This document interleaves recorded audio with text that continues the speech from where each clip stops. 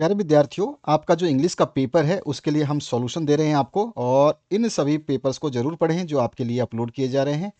आपने काफ़ी रिक्वेस्ट करी कि सर हमें इंग्लिश की तैयारी करवा दीजिए, तो चलिए हम इस तैयारी को अंजाम देते हैं। इस वीडियो से स्टार्ट करते हैं, ठीक है। पहला जो क्वेश्चन है वो आपका यहाँ पर रीडिंग पैसेज आएगा, ठीक है। ये 10 नंबर आपका कैरी करेगा, इसको आप सॉल्व कर देते हो 10 नंबर यहाँ से प्राप्त हो जाएगा, ठीक है। तो ये ऐसा पैसेज होता है जिसमें आपको आंसर्स दिए हुए होते हैं, बस आपके अंडरस्टैंडिंग के ऊपर उसको आंसर को पकड़ करके आपको दे देना होता है। तो सभी के पास ये क्वेश्चन पेपर आई थिंक होगा। तो चलिए इसके सॉल्यूशंस को देखते हैं। Once upon a time there lived a queen in the city of Banaras, ठीक है। ये वाला पैराग्राफ है और इसके प्रश्न जो पूछे जाएंगे उसके आंसर्स मैं बताने वाला हूँ। तो इस पैराग्राफ को अगर किसी ने नहीं देखा है, पढ़ना चाहे तो आप यहाँ तक पढ़ लीजिए पहले, वुड तक, और वुड के बाद में जो है आगे पढ़ना है आपको। तो इस स्क्रीन पे आप जो है यहाँ तक ये पैराग्राफ जो है इस फर्स्ट पेज पे इतना ही है, और जो सेकंड पेज पे ये पैराग्राफ थोड़ा सा और है। तो यहाँ पर ये सेकंड पेज पे ये थोड़ा सा पैराग्राफ यहाँ से लेकर के और यहाँ तक ये अवेलेबल है, ठीक है। इससे जो पैसेज से आपके क्वेश्चंस बनते हैं उनके आंसर्स हम यहाँ पे डिस्कस करने वाले हैं। सबसे पहला क्वेश्चन बनता है, आपको देख सकते हैं यहाँ पर, why were the geese keen on visiting the lake in Banaras. इस क्वेश्चन को अगर हिंदी में बताऊं तो कहना क्या चाहता है कि बनारस की झील को देखने के लिए हंस क्यों उत्सुक थे, ठीक है। तो इसका 4 ऑप्शन है, इसमें से हमें सेलेक्ट करना है सही ऑप्शन। तो बनारस की झील को देखने के लिए वे इसलिए उत्सुक थे क्योंकि वे पानी में लिली और कमल को देख करके अम्यूज्ड हो गए थे, है ना। They were amused by the water lilies and lotus. तो यहाँ पे जो है सी ऑप्शन इस प्रश्न का उत्तर माना जाएगा, ठीक है। यहाँ पर जो है सी ऑप्शन इस पैराग्राफ में ये आंसर लिखा हुआ है, जब आप पढ़ोगे तो आपको समझ में आ जाएगा।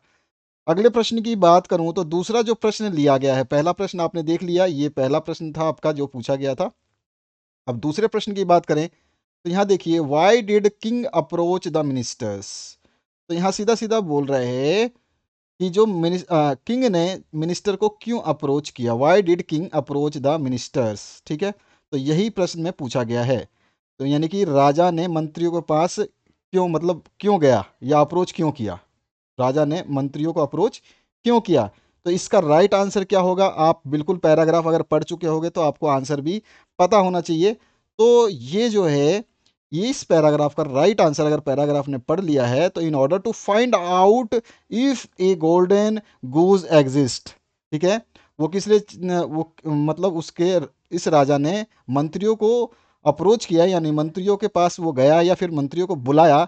इसका रीज़न ये था कि in order to find out if a golden goose exist, यानी कि उसको ये पता लगाना था कि क्या एक सुनहरा हंस अस्तित्व में है, एग्जिस्ट करता है।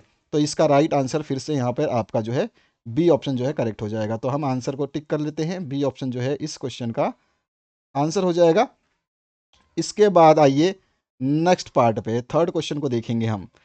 तो यहाँ पर थर्ड जो क्वेश्चन है इसको देखिए। थर्ड क्वेश्चन में पूछा गया है, why did the head hunter release the king golden goose. तो इस क्वेश्चन का आंसर आपको बताना है। कहने का मतलब है कि जो हेड शिकारी है उसने गोल्डन गूस जो था यानी सुनहरे हंस राजा को क्यों छोड़ा, ठीक है। जो हेड शिकारी था, हेड मतलब जो जैसे आपके मॉनिटर में हेड होते हैं, तो ये हेड शिकारी था, जो मेन शिकारी था या कह सकते हैं इसे बड़ा शिकारी था, उसने किंग जो था, गोल्डन गूस जो किंग था, उसको क्यों छोड़ा। तो उसको छोड़ने का रीज़न क्या था, he was impressed by his wisdom and nobility. तो इसका आंसर क्या हो जाएगा, वह अपने ज्ञान और बड़प्पन से उसके वह जो है he was impressed by his, यानी कि वह जो है उसके ज्ञान और बड़प्पन से जो है प्रभावित था। तो यहाँ पर जो है ये ऑप्शन करेक्ट हो जाएगा। समझ में आया आपको। आते हैं हम दूसरे तीसरे प्रश्न पे, हम कर चुके हैं चौथे प्रश्न पे, यानी कि 3 नंबर हम प्राप्त कर चुके हैं इन 3 क्वेश्चन को करके, ठीक है। अब जो है हम चौथा क्वेश्चन इसी में ही है। यहाँ पे इतने पास पास क्वेश्चन दे दिए कि क्वेश्चन में भी अंतर समझ में नहीं आ रहा, देख रहे हैं आप। तो ये है आपका चौथा प्रश्न, what was the Kings intention behind building A lake. यहाँ पे जो बोल रहा है सीधा सीधा कि जो झील बनवाने के पीछे राजा की क्या मंशा थी, इंटेंशन मतलब मंशा, तो राजा की क्या मंशा थी झील बनवाने के पीछे। तो इसका राइट आंसर आप समझ सकते हैं अगर आपने पैराग्राफ पढ़ लिया होगा तो ही, अगर आपने पैराग्राफ पढ़ा होगा तो ही इसका आंसर को आप दे सकते हैं। तो जो उसका इंटेंशन था वो क्या था, तो यहाँ पर देखिए चौथा इंटेंशन था, यहाँ पर देखिए he wanted to capture the golden goose. तो यानी कि वह सुनहरी बतख को जो है या हंस को जो है पकड़ना चाहता था। तो यहाँ पर जो है आपका डी ऑप्शन जो है करेक्ट हो जाएगा। ठीक है, तो हमारा जो डी ऑप्शन है इसका करेक्ट हो जाएगा। तो डी ऑप्शन को हम टिक कर लेते हैं, डी ऑप्शन जो है हमारा राइट आंसर हो जाएगा। अगला जो प्रश्न है उसकी बात करते हैं। इसमें पांचवा जो प्रश्न पूछा गया, देखिए ध्यान से, ये रहा आपका पांचवा प्रश्न। Why did the flock of geese panic and retreated to mount Calcutta? ये पढ़ने में कलकत्ता लग रहा था, इसीलिए बाई मिस्टेक कलकत्ता पढ़ दिया। ये आपका है सिटी कुट्टा। ठीक है ना, सिटी कुट्टा बाई मिस्टेक है, थोड़ा सा ध्यान नहीं दिया मैंने इस वर्ड पे। तो why did the flock of geese panic and retreated to mount सिटुकट्टा?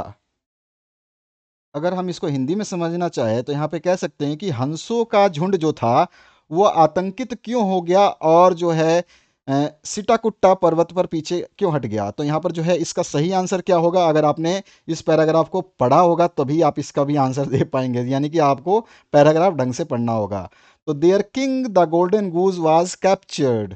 ठीक है, तो यहाँ पर जो है क्या आंसर हो जाएगा, उनका जो सरदार था या किंग था, उनका राजा था, उस गोल्डन गूज, सुनहरा बतख बोल सकते हैं, सुनहरा हंस बोल सकते हैं, वो कैप्चर्ड हो गया था, यानी कि बंदी बना लिया गया था या पकड़ लिया गया था। ठीक है ना, तो उनका जो राजा सुनहरा हंस था उसको पकड़ लिया गया था। तो ये जो है आपका बी ऑप्शन यहाँ पे करेक्ट हो जाएगा। तो हम कहेंगे इसमें बी ऑप्शन जो है इसका राइट आंसर हो जाता है।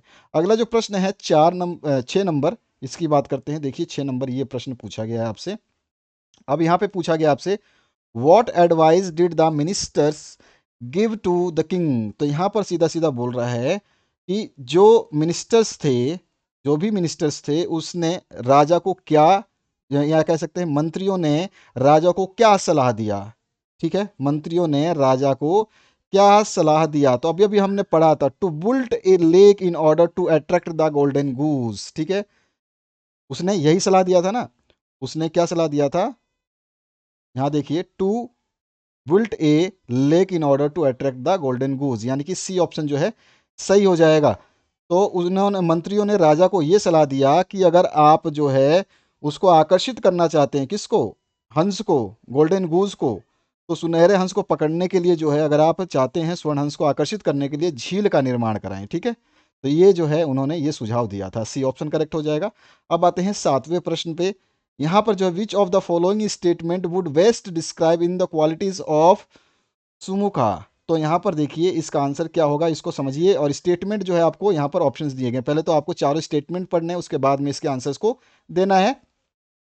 इस स्टेटमेंट का मतलब ये है, अगर आप समझना चाहें तो, निम्नलिखित में से सुमुख के कौन से गुण सबसे अच्छा जो है यहाँ पे वर्णित किया गया है। कह सकते हैं निम्नलिखित कथनों में से कौन सा गुण जो है सबसे अच्छा वर्णित है सुमुख के लिए। तो यहाँ पे जो है आपका कौन सा आंसर हो जाएगा। तो यहाँ देखिए, एक तो द सेल्फलेस गूज था वो, ठीक है, तो ये एक इसकी कैरेक्टरिस्टिक अच्छी थी, अच्छा गुण प्रदर्शित करता है। और लॉयल टुवर्ड्स किंग, वो अपने राजा के प्रति वफादार भी था।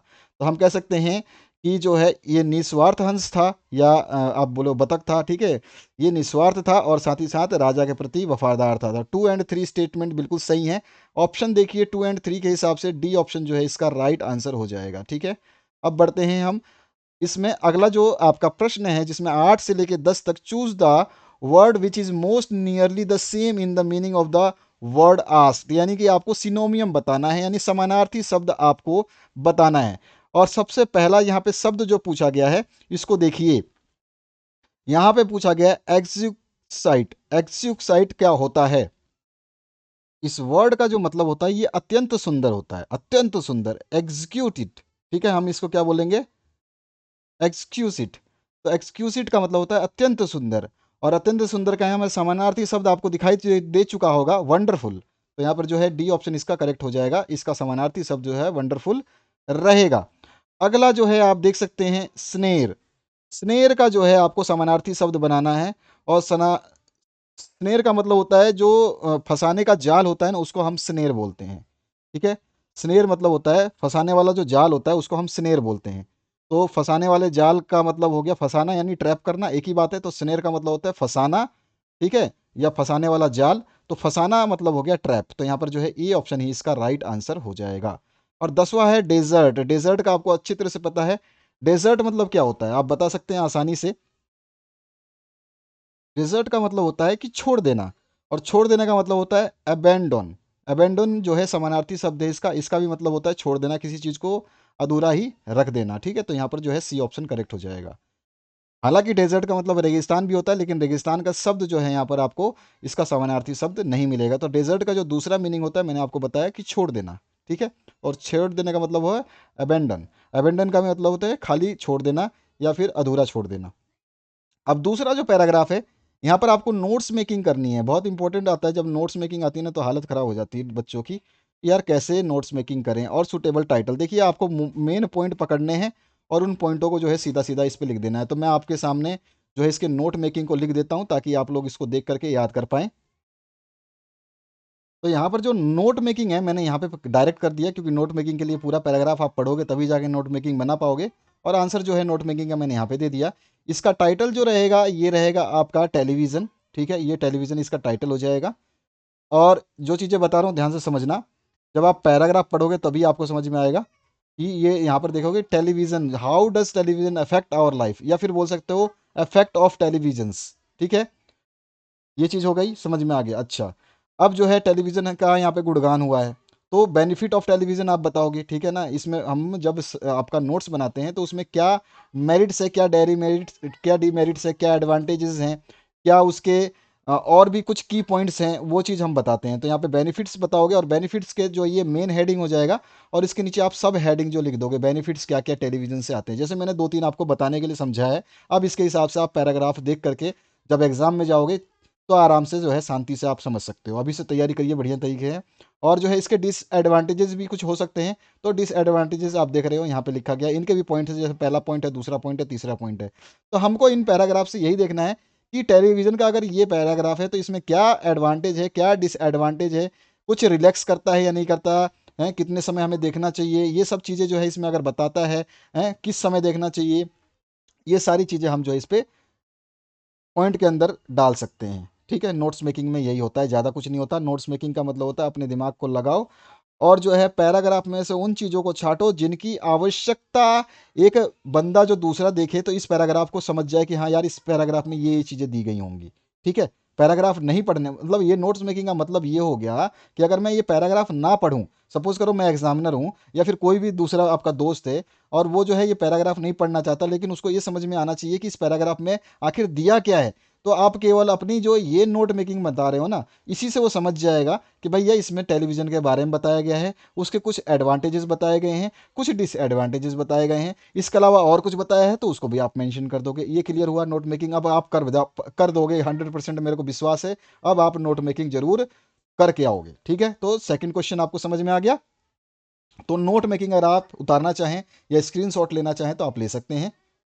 इस पेपर के सॉल्यूशन को मैं आगे बढ़ाने से पहले आपको एक चीज़ बता दूं, आपका जो मॉडल पेपर बोर्ड के द्वारा जारी किया गया था इसको जरूर पढ़ के जाना, ताकि इसमें मैंने बहुत सारी चीज़ें सॉल्व करवाई हैं। कंप्लीट सॉल्यूशन है इसमें, बड़े प्रश्न, छोटे प्रश्न, ग्रामर सेक्शन और स्टोरी राइटिंग, लेटर राइटिंग, सब कुछ एवरीथिंग इस वीडियो के माध्यम से आप देख सकते हैं। ये वीडियो प्लेलिस्ट में अवेलेबल है।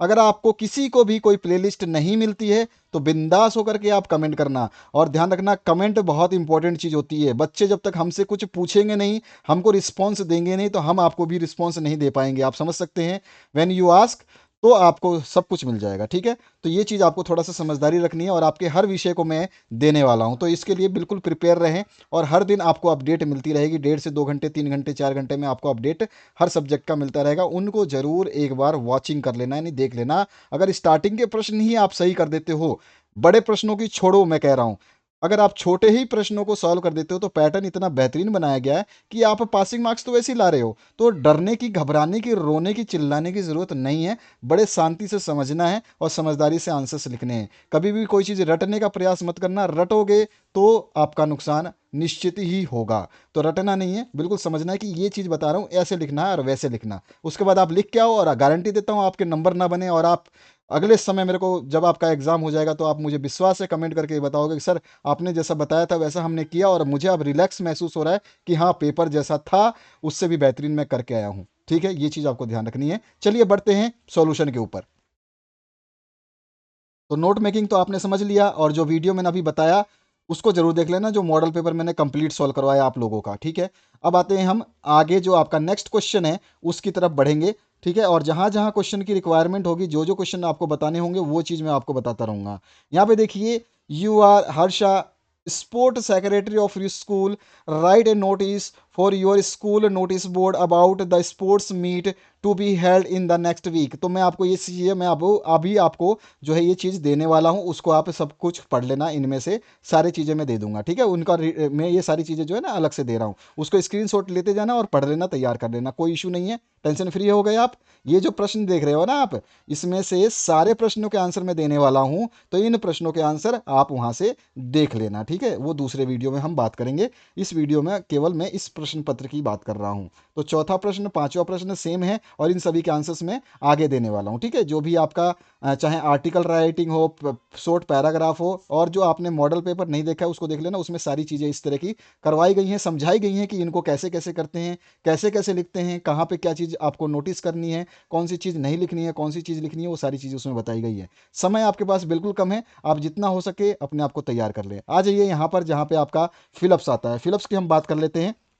यहाँ पे फिलअप्स करेंगे। सबसे पहला जो क्वेश्चन है, ही dash many pen in his bag.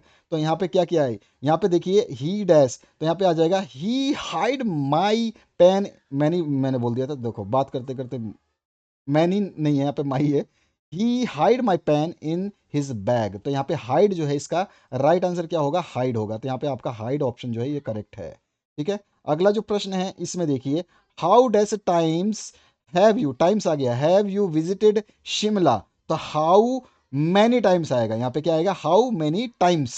ठीक है, तो यहाँ पे मच के साथ टाइम्स नहीं आता और एनी टाइम्स नहीं आता। ठीक है, तो यहाँ पर जो है मैनी आ जाएगा। ठीक है, अब आ जाइए नेक्स्ट क्वेश्चन की तरफ, उसको देखते हैं। तो यहाँ पर जो है आपका प्रश्न, अर्जुन इज जूनियर, तो यहाँ पे जब भी कंपैरिजन आपस में हो तो टू आता है, तो ठीक है, Arjun is junior to me और I am senior to him, ये जो है टू आपको याद रखना है। Work hard lest you dash fail, तो यहाँ पे work hard less let's you should fail. ठीक है, यहाँ पे शुड आएगा, यहाँ पे ध्यान रखना है आपको, शुड आ जाएगा। ठीक है, यू विल फेल, तो यहाँ पर जो आ जाएगा शुड आएगा, क्यों, देखो let's work hard let's you should fail. ठीक है, तो यहाँ पे विल नहीं आएगा, ये विल मतलब हो जाएगा, गड़बड़ हो जाएगा, शुड। ठीक है, don't walk carelessly dash you will fall down, तो यहाँ पर जो है don't walk carelessly else you will fall down, नहीं तो क्या हो, तुम गिर जाओगे। अब यहाँ पर जो है, hardly had the thief scene the police he ran away, यहाँ पर जो है आपको इसका आंसर चूज करना है। तो यहाँ पे कौन सा आंसर आ जाएगा, क्योंकि हार्डली है, यहाँ पर ध्यान रखना है, यहाँ पे क्या आ जाएगा आपका, देन आ जाएगा। जैसे ही उसने पुलिस को देखा, वैसे ही, तो यहाँ पे तभी तभी वो भाग गया। ठीक है, तो यहाँ पे सो नहीं आएगा, इसलिए वो भाग गया। तो यहाँ पर जो है hardly he had he hardly had the thief scene the police, जैसे ही चोर ने पुलिस को देखा, वैसे ही जो है ही रेन अवे, तो यहाँ पे देन आ जाएगा, seen the police then he ran away. इसके बाद आपका डू एज डायरेक्टेड है, तो मैं आपको मुंह से बोलने वाला हूं, सुन लेना। I believe so you have acted wrongly, तो यहाँ पे कंबाइन करना है सेंटेंस को नॉन क्लाउज लगा करके। ठीक है, तो यहाँ पर देखिए इसको क्या लिखेंगे, यू हैव, यहाँ पे हम पहला वर्ड यूज करेंगे, यू हैव एक्टेड, तो यहाँ पर एक्टेड भी सही है, और फिर इसके बाद में रोंगली भी सही है। ठीक है, तो पहले वर्ड में हम लिखेंगे you have acted wrongly, that लगा देंगे, दैट लगाने के बाद में आई विलीव आ जाएगा, सो हट जाएगा, सो यहाँ से हट जाएगा, बस यहाँ पे आ जाएगा you have acted wrongly that I believe. ठीक है, तो यहाँ पर एक कंप्लीट हो जाता है। इसके बाद है unless I have money I can not by this car, rewrite sentence if से करना है हमको शुरुआत, तो यहाँ पर इफ से जब हम करेंगे तो यहाँ पर लगाएंगे इफ। ठीक है, इफ ध्यान रखना, if I can not, if I can not have money, if I can not, पहले तो आप इफ आई कैन नॉट तक आओगे, उसके बाद में हैव मनी तक आओगे। ठीक है, तो if I can not have money, ठीक है, उसके बाद क्या आ जाएगा, इफ, अच्छा कैन है ना, कैन आपका चेंज हो जाएगा, बिकॉज इसको इफ लगाओगे तो if can not, if I can not have money, तो कैन नॉट नहीं आएगा, यहाँ पे कैन नॉट नहीं आएगा, यहाँ पे चेंज होगा, ये डिड नॉट में चेंज हो जाएगा। If I did not have money, comma लगा करके लिख दोगे I can't by this car. ठीक है, I can't by this car. दोबारा बोल रहा हूँ, सुनिए ध्यान से। If I don't have money, if I don't have money, can not की जगह क्या आ जाएगा, डोंट आ जाएगा, कैन नॉट नहीं आएगा। If I don't have money, comma I can't by this car. ठीक है, उसके अलावा जो है आपका नेक्स्ट जो है, the tea is too hot for him to drink. तो यहाँ पे क्या आ जाएगा इसका आंसर, द टी इज, इस अच्छा rewrite the sentence using so that. तो सो दैट आपको लगा करके इसको करेक्ट करना है। द टी इज सो यहाँ पे आ जाएगा, the T is so hot for him that he can't drink. He can't drink आएगा, यहाँ पे आपको वर्ड लगाना पड़ेगा इसमें। ठीक है, अगला जो प्रश्न है इसकी बात करते हैं। She her her friend, change the sentence into interrogative. Interrogative मतलब क्वेश्चन वाचक हमको बनाना है। तो सी हर्ट हर फ्रेंड, तो did she hurt her friend आ जाएगा, यहाँ पे did she hurt her friend जो है आ जाएगा। यहाँ पे क्या लगने वाला है, और क्वेश्चन टैग लग जाएगा आगे, यहाँ पे डिड आगे लग जाएगा। और this is the school where I teach. तो यहाँ पर जो है क्या बोल रहा है, ये बोल रहा है आइडेंटिफाई द अंडरलाइन क्लॉज। तो यहाँ पर जो है इस अंडरलाइन क्लॉज को जो है आपको आइडेंटिफाई करना है। और इसके बाद में there is life, there is hope, तो क्या हो जाएगा, हम कह सकते हैं यहाँ पर देखिए, combine the pair using as long as. तो अब जब एज लॉन्ग एज करेंगे तो थोड़ा सेंटेंस को कैसे बनाएंगे, as long as there is life, as long as there is life, comma there is hope. ठीक है, तो इस तरह से ये आंसर हो गया। आगे जो है क्वेश्चंस उनके हम देख लेते हैं आंसर्स क्या बन सकते हैं। यहाँ पर रीड करना एक्सट्रैक्ट को, उसके बाद में जो है यहाँ पर आपको आंसर देने हैं। सबसे पहला, Alice in Wonderland is created by. तो यहाँ पर जो है किसके द्वारा बनाया गया है, ये आंसर आ जाएगा लुइस कैरोल। तो यहाँ पर जो है पहला ही ऑप्शन आपका करेक्ट होता है, तो ये option is the right answer. इसके बाद जो नेक्स्ट है, Lewis Carroll open the interviews and autograph create. तो इसका राइट आंसर क्या हो जाएगा, क्रिएट हॉरर। ठीक है, क्रिएट हॉरर, सी ऑप्शन जो है सही हो जाएगा। और आपके तो पैटर्न को इतना इजी बनाया गया है कि इसमें 4 ऑप्शन ना दे करके 3-3 ऑप्शन दिया है। ठीक है ना, 4 ऑप्शन में तो ज़्यादा कन्फ्यूजन होता है, तो 3 में तो और कम होगा। थर्ड है, who has expressed on the interviewers negativity. तो यहाँ पे जो है आपका क्या आंसर होने वाला है, तो द इंटरव्यूअर जो है इसका राइट आंसर, सॉरी, इसका राइट आंसर कौन सा हो जाएगा, नेगेटिविटी की बात कर रहा है ना, हु हैज़ एक्सप्रेस्ड। तो किसने एक्सप्रेस किया, लुइस कैरोल ने। तो यहाँ पर जो है आपका, ये आपका बी ऑप्शन करेक्ट होता है। और the above extract has taken from, कहाँ से लिया गया है, तो ये द इंटरव्यू से लिया गया, ये तो सभी को पता है, इसमें तो मेरे को बताने की जरूरत नहीं थी। और जो पांचवा प्रश्न है इसमें पूछा गया, who is the author of the lesson from the above text has been taken. तो इसके ऑथर कौन है, तो ऑथर का नाम बता देंगे आप, क्रिस्टोफर सिल्वेस्टर। तो यहाँ पर जो है बी ऑप्शन जो है इसका करेक्ट हो जाएगा।